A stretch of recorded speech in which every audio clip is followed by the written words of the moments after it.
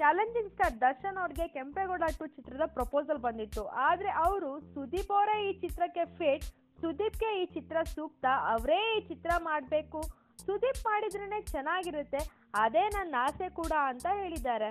ಈ ಕಡೆ ಕಿಚ್ಚ ಸುದೀಪ್ ಅವರಿಗೆ ಕೆಂಪೇಗೌಡ 2 ಚಿತ್ರದ ಆಫರ್ ಹೋಗಿದೆ.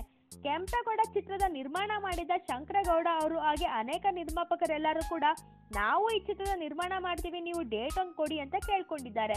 ಆದರೆ ಕಿಚ್ಚ ಸುದೀಪ್ ಅವರು ಇನ್ನೂ ಅವರ ನಿರ್ಧಾರ ತಿಳಿಸಿಲ್ಲ. ಈಗ ಎಲ್ಲಾ ನಿರ್ಮಾಪಕರು ಕೂಡ ಕಿಚ್ಚ ಸುದೀಪ್ ಅವರು ಗ್ರೀನ್ ಸಿಗ್ನಲ್ ಕೊಡ್ಲಿ ಅಂತ ಕಾಯ್ತಿದ್ದಾರೆ. ಈ ವಿಡಿಯೋ ಕ್ಲಿಪ್ ನಿಮಗೆ ಇಷ್ಟ ಆಯ್ತಾ?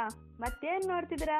ಬೇಗ ಬೇಗ ಲೈಕ್ ಮಾಡಿ, ಕಮೆಂಟ್ ಮಾಡಿ, and for further updates subscribe to ನಮ್ಮ KFI, ದಟ್ ಈಸ್ ನಮ್ಮ ಕನ್ನಡ ಫಿಲಂ ಇಂಡಸ್ಟ್ರಿ.